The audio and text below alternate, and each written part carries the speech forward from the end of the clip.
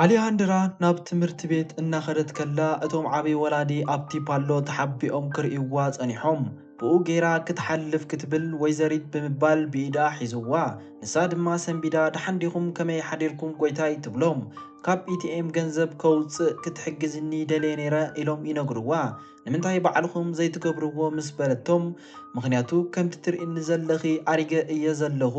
እንታይ ንፈልጥ ኢልክና ኢኺ ከምዚ ነገራት ኣይርደናን እዩ ኢሎም ይምልሱላ የቕሬታ ኣቦ ግና ናብ ዩኒቨርሲቲ ዶንጌ ኣለኹ ምስ በለቶም በጃኺ ምሳሕ ዝበልዓሉ ገንዘብ ከውፅእ ደልየ ኣለኹ እናበሉ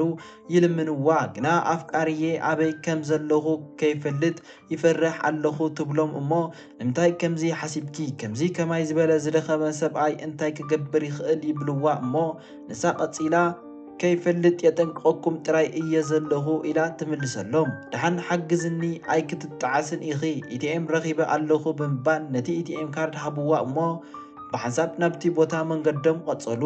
ኣብቲ ኢቲኤም ዘለዋ ቦታ ምስ በጽሑ ኣልሃንድራ እቲ ፓስወርድ ተሓቶ እሞ ንሶም ድማ ሕራይ ሓንሳብ ኢሎም ካብ ጅቦኦም ወረቐት ብምውፃእ ንምንባብ ዓይኖም እናተሸገሩ 6 ኢሎም ምስ ፈተኑ ኣይ በቃ ከንብቦ ኣይከኣልኩን እጉያለይ ኣይመጻኹን በጃኺ ሓግዝኒ በጃኺ ብምባል ነቲ ወረቐት ይህብዋ ኣልሃንድራ ብጥርጣር ዓይኒ እናርኤቶም ክንደይ ገንዘብ ከውፀልኩም ኢላ ተሓቶም ንሳ ከዓ ኣብቲ ካርድ ዘለዋ ኩሉ $500 ድየ ከውፀልኩም ኢላ ተሓቶም ንሶም ከዓ እዎ ይብልዋ ኣልሃንድራ ካብቲ ኢቲኤም ነቲ ገንዘብ ኣውፂኣ እንሆ እንኩም ኢላ ምስ ሃበቶም ነቲ ገንዘብ ቆፂሮም እሞ ቀፂሎም $100 ብምልዓል እንሆ እዚ ንዓኺ እዩ ምስ በልዋ ኣይፈሉን እዚ ኩሉ ገንዘብ ክቕበል ኣይኽእልን ኢላ ትምልሰሎም በጃኺ ተቐበልኒ ይብልዋ እሞ ንሳ ግና ፈጺመ ክቕበለኩም ኣይኽእልን ሕጂ ክኸይድ ኣለኒ ድሓን ኩኑ ኢላ ትኸይድ ድሕሪት ኮይኖም ንእሽተይ ክርእይዋ ምስ ጸንሑ ኣይ እንዳበሉ ናብ መሬት ወደቑ ንሳ ድማ ሰንቢዳ እናጎየት ናብኦም ትምለስ እሞ ኣቦ እንታይ ኮይንኩም ትብሎም ኣብ ደረተይ ንእሽተን ቃንዛ ኣሎኒ ኢሎም ይነግርዋ እሞ ናብ ሆስፒታል ንኺዶ ትብሎም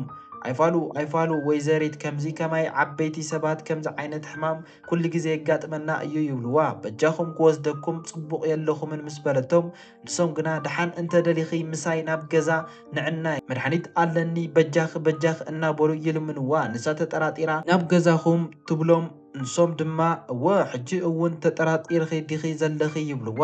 ኣይፋሉን ብዛዕባ እዚ ኣይኮነን ምስ በለቶም ቡቕ እንተዘይደሊኺ ካልእ ዝወፀሉ መንገዲ ክእልሽ እየ ብምባል ክሕዝንዋ ይፍትኑ ኣልሃንድራ ኣይፋሉን ኣቦ ኣብዚ በይንኹም ኣይሓድገኩምን እየ ኣበይ ኢኹም ትነብሩ ኢላ ተሓቶም ንሶም ከዓ ኣብዚ ኣብ ጥቓ ማእዝን ቀረባ እዩ ይብልዋ እድእ በልሞ ንኺድ ምስ በለቶም የመስግን ክንደይ ኮን ከምዚ ከማኺ ጓል ክትህልወኒ ይምነ ነይረ ኢሎም ይዛረብዋ ንሳ ድማ ኣቦ ብዙሕ እንተዘይተዛረብኩም ይሓይሽ ክደኽሙ ኢኹም መጺአ ክሕግዘኩም እየ እናበለት ደጊፋ ተልዕሎም እሞ እናኸዱ ከለዉ ስለ ዝሸወድዋ ንድሕሪት ገጾም ሓቢኦም ይባጭውላ ቀጺሎም እውን ኣብቲ ገዛ ምስ በጽሑ ኣልሃንድራ ኣብዚ በይንኹም ዲኹም ትነብሩ ኢላ ተሓቶም ንሶም ድማ እወ ወይዘሪት በይነይ እየ ዝነብር ኣይ እናበሉ ልቦም እናደገፉ ሕጂ እውን ብሓቂ ከም ዝሓመሙ የምስሉ ነቲ ናይ በሪ ቁልፊ ድማ እንኪ ክፈትዮ ይብልዋ እናተቐንዘው ነቲ በሪ ከፊታ እናደገፈት ንውሽጢ ትእትዎም እሞ ኣብ ሶፋ ደጊፋ ከፍ ተብሎም ሽዑ ናብ ዝኾነ ትፈልጥዎ ሰብዶ ክድውል ኢላ ተሓቶም ኣይፋሉ ወይዘሪት ዝኾነ ሰብ የብለይን ኢሎም ይምልሱላ ከናኸነኩም ነርስ ክትቆፅሩ እዩ ዘለኩም ይመስለኒ ምስ በለቶም ኣየድልየንን እዩ ንእሽተይ ጸኒሐ ኣብዚ ኣይክህሉን እየ ኢሎም ይምልሱላ ንሳ ድማ ከምኡ እዩ ኣቦ ትብሎም ቀፂሎም ኣመና ይስዕሉ እሞ በጃኺ መድሓኒት ዶክተር ምጽለ ኢሎም ይሓትዋ ኣበይ እዩ ዘሎ ትብሎም ኣብቲ ውሽጢ ክፍሊ ኣብታ ጥቓ ዓራት ዘላ ንእሽተይ ኮሚዲኒ ብምባል ነቲ ክፍሊ የመልክትዋ ንሳ እውን ውሽጣ እናሰገአት ናብቲ ክፍሊ ትኸይድ ቀፂላ ቀስ እናበለት ናብቲ ክፍሊ ተኣቱ እሞ ኣብቲ ውሽጢ ክፍሊ ብፎጣ ዝተጠቕለለ ብዙሕ ዶላር ትረክብ ተገሪማ ክትርኢ ምስ ጸንሐት መሊሳ ናብቲ ዝነበሮ ጠቕሊላ ተቕምጦ እሞ ነቲ መድሓኒት እናሸፈነት ከላ ንሶም ኮነ ኢሎም ናብቲ ዘላቶ ክፍሊ ብምእታው ነቲ ክፍሊ ይዓጽዎ ንሳ ብስንባደ ስለምንታይ ማዕጾ ተዓጽውኒ ኢላ ተሓቶም